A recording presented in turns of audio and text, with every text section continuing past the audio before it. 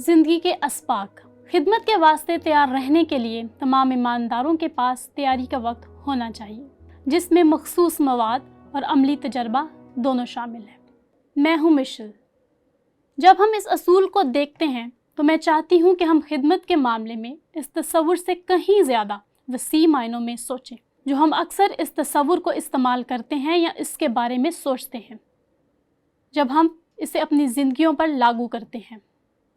और मेरा जहन उस तरफ वापस जाता है जब पालूस ने इफसियों को 4 बाब में लिखा था, जब उसने ये कहा कि यीशु ने बास को रसूल और बास को नबी और बास को मुबश्शिर और बास को चरवाहा और उस्ताद बनाकर दे दिया, ताकि मुकद्दस लोग किस काम के लिए तैयार हों? खिदमत गुजारी। दूसरे लफ्ज़ों में, हम सबको यीशु मसीह के जिस्म के अरकान के तौर पर खिदमत में शामिल होना है।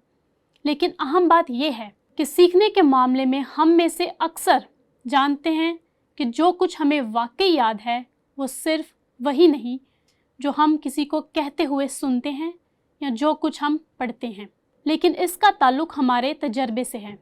अब पढ़ना सुनना यही तजर्बा है। लेकिन मैं इस हकीकत के बारे में बात कर रही हूँ कि हम दरअसल इस सरगर्मी में मसरूफ़ हैं जिसका ताल्लुक़ एक सबक से है, और ये असबाक वो हैं जो बहुत सारी सूरतों में हमारे तजर्बे में मुस्तकिल तौर पर सरायत कर जाते हैं। और जब तालीम की बात आती है तो यीशु यकीनी तौर पर इस असूल को समझता था, ख़ास तौर पर रसूलों को, क्योंकि अगरचा वो भीड़ से बात करता था मगर लोग उसके असल सामीन थे, क्योंकि वो उन्हें एक अजीम खिदमत के लिए तैयार कर रहा है, एक बहुत ही मुनफरिद खिदमत, और उन्हें तजर्बे से सीखने की ज़रूरत थी। और जैसा कि हम देखेंगे, जैसा कि आप उन तमाम तजर्बात को पढ़ेंगे जो यीशु के उन खादमों के साथ हुए थे, आपको पता चल जाएगा कि उन्होंने जो सबसे बड़ा सबक सीखा वो उनके तजर्बे की बदौलत था। अब वो बैठे, उन्होंने यीशु को भीड़ की तालीम देते सुना, यीशु को सिखाते सुना, और यकीनन बाज़ औक़ात यीशु पूरी भीड़ को तजर्बा हासिल करने में मदद कराता था, जैसे 5000 को खाना खिलाना। लेकिन एक बार फिर इसके हदफ 4000 के सामयीन ये आदमी थे, और एक बहुत ही ख़ास अंदाज में उसने तजर्बा को इस्तेमाल किया ताकि वो वाकई इस पैगाम को सीख सकें जो उनके लिए था। अब वो गलील के इलाका से गुज़रता हुआ यरूशलेम की तरफ बढ़ रहा है, और यरूशलेम की तरफ बढ़ते हुए हम पढ़ते हैं कि उसे कई तजर्बात हासिल हुए। और मैं उन अबवाब में मौजूद मुस्तइद तजर्बात में से सिर्फ 3 आपके सामने बांटना चाहती हूँ।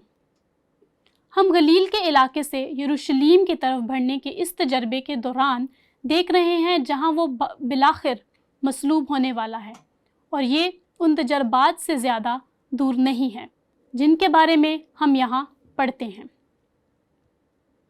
पहला तजर्बा एक आदमी के मुतालिक है जो अपने बदरू गिरफ्ता बेटे को शागिर्दों के पास लाया, मगर वो उसे अच्छा ना कर सके। अब उन्होंने यीशु को बदरूहों को निकालते देखा था, और वो किसी मौका पर खुदा ने उन्हें ऐसा करने की ताकत बख्शी थी, लेकिन वो ऐसा नहीं कर सके, और यूं वो यीशु के पास आए। और मैं इसे ईमान और दुआ का सबक कहती हूँ।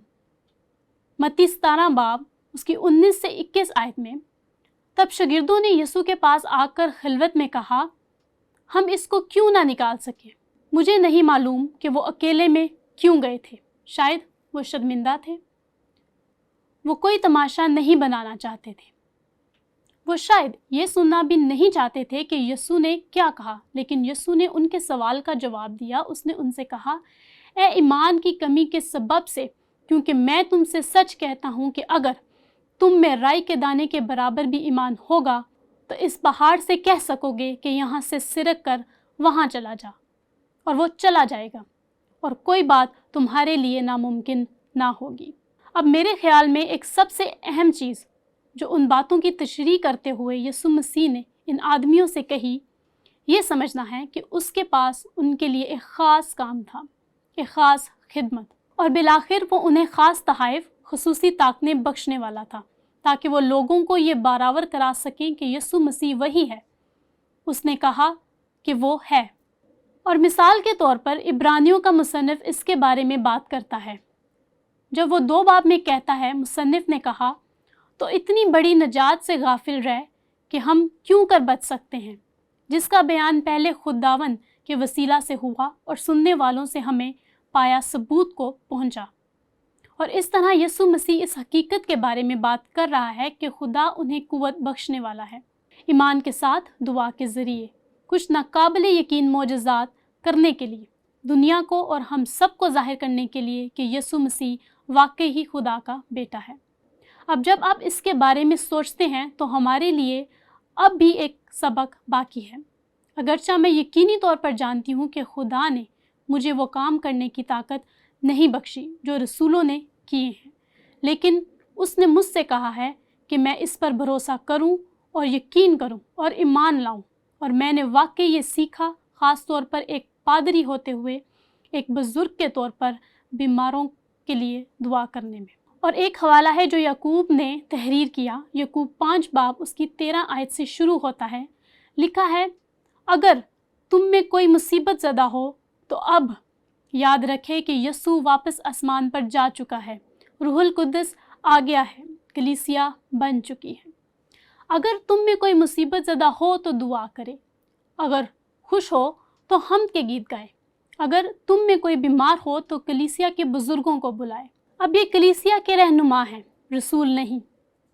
رسولوں نے کلیسیا کو جنم دیا، لیکن پھر ان مقامی کلیسیاؤں میں قیادت کا یہ تصور قبل افراد کی بدولت آیا جو چرواہوں کے طور پر کام کریں گے۔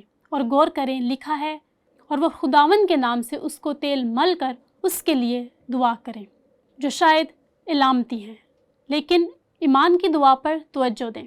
دیکھیں، یہ وہی پیغام ہے جو یسوع رسولوں کو دے رہا تھا، اور یہ ہمارے لیے ایک پیغام ہے، خاص طور پر روحانی رہنماؤں کے لیے۔ جو دعا ایمان کے ساتھ ہوگی اس کے باعث بیمار بچ جائے گا اور خداوند اسے اٹھا کھڑا کرے گا، اور اگر اس نے گناہ کیے ہوں گے تو ان کی بھی معافی ہو جائے گی۔ بس تم آپس میں ایک دوسرے سے اپنے اپنے گناہوں کا اقرار کرو اور ایک دوسرے کے لیے دعا کرو تاکہ شفا پاؤ۔ راست باز کی دعا کے اثر سے بہت کچھ ہو سکتا ہے۔ اب ایمان کے لحاظ سے اس کی تشریح کرتے ہوئے ہمیں یہ سمجھنے کی ضرورت ہے، جب بات جسمانی بیماری کی ہو، کلام مقدس میں کہیں بھی خدا نے یہ وعدہ نہیں کیا کہ وہ ہر شخص کو شفا بخشے گا جو شفا یابی کے لیے دعا کرتا ہے۔ جسمانی بیماری ایک جھوٹی اہلیات ہے جو کہتی ہے کہ یہ خدا کی مرضی نہیں ہے کہ آپ کبھی بیمار یا غریب رہیں۔ اسے خوشحالی کے لیے بائبلی تعلیمات کہتے ہیں، اور حقیقت یہ ہے کہ آپ کلام مقدس سے اس کا مظاہرہ نہیں کر سکتے، لیکن ہمیں دعا کرنی ہے اور ہمیں ایمان کے ساتھ دعا کرنی ہے۔ اب یہ روحانی شفا کے بارے میں بات کرتا ہے، گناہوں کا اعتراف کرنا۔ ہم جانتے ہیں کہ روحانی شفا کے متعلق خداوند کی کیا مرضی ہے۔ وہ چاہتا ہے کہ ہم روحانی طور پر شفا پائیں تاکہ ہم اس وعدے کا دعویٰ کر سکیں اور واقعی اس پر ایمان اور بھروسہ رکھیں کہ وہ اسے پورا کرے گا، کیونکہ خدا ہمیں بتاتا ہے کہ یہ کیسے ہو سکتا ہے، صرف دعا سے نہیں بلکہ عمل کرنے سے۔ لیکن جب بات جسمانی شفا کی ہو تو یہاں بزرگوں کے ایک گروپ کے طور پر چیلنج ہے۔ ہمارے پاس کوئی ہے جسے کینسر ہے، ہمارے پاس کوئی ایسا شخص ہے جسے لا علاج بیماری ہے، ہم اس حوالے کو استعمال کرتے ہیں۔ اور میرے نزدیک ان چیزوں میں سے ایک جو اس مسئلے کو حل کرنے کے لیے آپ کے ساتھ بانٹنا پڑے گی وہ یہ ہے کہ بنیادی طور پر میں ایمان کے ساتھ دعا کر سکتی ہوں کہ خدا اس شخص کو شفا دے سکتا ہے، کیونکہ خدا جو چاہے وہ کر سکتا ہے، لیکن اس نے ایسا کرنے کا وعدہ نہیں کیا ہے۔ لیکن اس نے وعدہ کیا ہے کہ اگر ہم اس کی مرضی کے مطابق ایمان کے ساتھ دعا کریں، اگر واقعی اس کی مرضی ہے تو وہ اسے پورا کرے گا۔ ہم بس یہ نہیں جانتے کہ اس کی مرضی کیا ہے۔ لیکن اس کا مطلب یہ ہے کہ ہم اپنے دلوں میں بالکل یقین نہیں کر سکتے کہ خدا شفا دے سکتا ہے، وہ کچھ بھی کر سکتا ہے، اور مجھے لگتا ہے کہ ہمیں لوگوں کو اس کی وضاحت کرنے کی ضرورت ہے۔ اور یہ بہت ظالمانہ اہلیات ہے، جیسا کہ میں اسے ظالمانہ اہلیات کہتی ہوں، کسی کو یہ بتانا کہ اگر وہ شفا یاب نہیں ہوئے تو ان کا ایمان اتنا مضبوط نہیں ہے۔ یہ ایک المیہ ہے۔ میں نے لوگوں کو اس جھوٹے وعدے کی وجہ سے اپنا ایمان چھوڑتے دیکھا ہے۔ ہمیں بہت بہت محتاط رہنا ہوگا، یا خود کو ملزم ٹھہرانا کہ ہمارا ایمان اتنا مضبوط نہیں ہے۔ خدا چاہتا ہے کہ ہم ایمان رکھیں، اور اگر اس کی مرضی ہے تو ایسی کوئی چیز نہیں جو وہ نہ کر سکے۔ خدا ناممکنات کا خدا ہے۔ تو یہاں وہ ایک اہم سبق کے ساتھ نمٹ رہا ہے، بیماروں کے لیے دعا۔ اب میں یہاں دوسرے سبق کی جانب بڑھ رہی ہوں، اور میں متی 18 باب اس کی 12 سے 13 آیت سے بیان کروں گی، اور میں اسے ہمدردی کا سبق کہتی ہوں۔ اس کا پس منظر یہ ہے کہ یہ آدمی جو اس کے ساتھ تھے انہیں ہمدردی سیکھنے کی ضرورت تھی، اور یسوع مسیح پہلے ہی اس کا مظاہرہ کر چکا ہے۔ مثال کے طور پر جب اس نے 5000 کو کھانا کھلایا یا اس نے 4000 کو کھلایا، لکھا ہے کہ یسوع کو ان پر ترس آیا کیونکہ وہ ایک وفادار چرواہا تھا، اور ایک چیز جو وہ چاہتا ہے کہ ان آدمیوں کا معلوم ہو وہ یہ ہے کہ انہیں ہمدردی کا مظاہرہ کرنے کی ضرورت ہے۔ اس نے 12 اور 13 آیت میں جو کہا وہ یہ ہے، تم کیا سمجھتے ہو اگر کسی آدمی کو 100 بھیڑیں ہوں اور ان میں سے ایک بھٹک جائے تو کیا وہ 99 کو چھوڑ کر پہاڑوں پر جا کر اس کی بھٹکی ہوئی کو نہ ڈھونڈے گا؟ میں اصل میں حیران ہوں کہ یسوع مسیح نے لفظی طور پر بھیڑوں کے تعلق سے اس کو سمجھایا ہے، لیکن اس نے یقیناً اس کا استعمال لوگوں کو سمجھانے کے لیے کیا ہے، کیونکہ پرانا عہد نامہ کہتا ہے کہ ہم سب ان بھیڑوں کی مانند ہیں جو بھٹک گئی ہیں، اور بھیڑ بھٹک جاتی ہے۔ اور یہاں یسوع کہہ رہا ہے یہاں تک کہ ایک کے پیچھے بھی جانا بہت ضروری ہے۔ اگر تم اچھے چرواہے ہو تو تم ایسا کرو گے، اور اگر ایسا ہو کہ اسے پائے تو میں تم سے سچ کہتا ہوں کہ وہ ان 99 کے نسبت جو بھٹکی نہیں، اس بھیڑ کی زیادہ خوشی کرے گا۔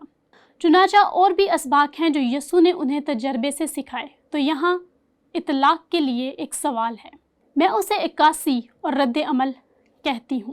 یسوع مسیح کا تعلیمی نمونہ آج مقامی کلیسیا پر کس طرح لاگو ہوتا ہے، خاص طور پر رہنماؤں کو تیار کرنے کے معاملے میں؟ یہ مخصوص اسباق اتنے اہم کیوں ہیں؟ اور مجھے بس یہ کہنے دیں، جیسا کہ میں نے شروع میں کہا تھا، اگر ہم مسیح کے بدن میں ہیں تو ہم سب کو خدمت کے لیے بلایا جاتا ہے، اور کچھ اہم ترین اسباق جو ہم سیکھتے ہیں ایک روحانی رہنما کے طور پر، جی ہاں، ایک شوہر کے ناطے، ایک بیوی کے ناطے، ایک باپ، ماں، استاد، بزرگ، خادم کے ناطے، یہ وہی ہے جو ہم دنیا کو روزمرہ کے کاموں میں تجربہ کرتے ہیں، اور کچھ اسباق ویسے جو ہمیں سیکھنے ہیں۔ ان میں سے کچھ تکلیف دہ ہیں، اور کچھ سب سے بڑے اسباق جو میں نے سیکھے وہ دردناک تجربات رہے ہیں، لیکن یہ وہ اسباق ہیں جو واقعی ہمارے دل، ہماری روح میں سرایت کر گئے ہیں، اور ہمیں ان سے سیکھنے کی ضرورت ہے، اگرچہ ہم نے غلطیاں کی ہیں، اور ہم سب ان غلطیوں کی نشاندہی کر سکتے ہیں جو ہم نے والدین کے طور پر بھی کی ہیں۔ لیکن میں پادری کے طور پر غلطیوں کے بارے میں سوچ سکتی ہوں، ٹھیک ہے، میں تھا۔ مثال کے طور پر میرے پاس ایک پادری تھا جس نے میری سرپرستی کی، اس کا نام پادری ایلمو تھا۔ میں اس وقت گریجویٹ اسکول میں تھی، ابھی تک کنواری، اور اس نے کہا، مشل، میں تمہیں اپنا معاون بنانا پسند کروں گا۔ یہ ایک چھوٹے سے گرجا گھر میں تھا، اور میں اس کا معاون یا ساتھی بن گئی۔ اور مجھے یاد ہے کہ ایک بار میں کسی صورتحال سے نمٹ رہی تھی، اور وہاں ایک جوڑا تھا، وہ ملاقات کر رہے تھے، لیکن ان کا رویہ عوامی طور پر مناسب نہیں تھا، اور میں نے انہیں چیلنج کیا۔ خیر، میں ان کے والدین کے ساتھ گہری پریشانی میں پڑ گئی۔ میں نے شاید اسے اچھی طرح سے نہیں سنبھالا، اور مجھے پادری ایلمو کا کہنا یاد ہے، مشل، تمہیں اس مسئلے کو حل کرنا ہوگا، تمہیں والدین سے ملنا پڑے گا۔ اور اس نے کہا، تم خود اس میں پھنسے ہو اور تمہیں خود ہی اس سے نکلنا ہوگا۔ اور میں اس ملاقات میں نہیں جا رہی تھی۔ اب اس نے کہا، اگر تم اسے حل کر نہیں سکتی تو میں آ کر تمہاری مدد کروں گا، لیکن تمہیں اس تجربے سے سیکھنے کی ضرورت ہے۔ اور میں نے ایسا ہی کیا۔ یہ کوئی آسان تجربہ نہیں تھا، لیکن میں نے سیکھا اور میں والدین کے ساتھ اس پل کو دوبارہ بنانے اور بہت قریبی دوست بننے کے قابل بنی۔ یہاں تک کہ ان کو جو نصیحت میں نے کی تھی شاید ایک طرح سے وہ قادر غیر حساس تھی۔ تو آئیں صرف یہ یاد رکھیں کہ کچھ عظیم ترین اسباق جو ہم سیکھتے ہیں وہ تجربے کی بنیاد پر ہوتے ہیں۔ تو اصول یہ ہے کہ خدمت کے لیے تیار رہنے کے لیے تمام ایمانداروں کے پاس تیاری کا وقت ہونا چاہیے، جس میں مخصوص مواد اور عملی تجربہ دونوں شامل ہیں۔ اور اگر ہم راضی ہیں تو خدا اس بات کو یقینی بنائے گا اور ہم وہ تجربات حاصل کریں گے۔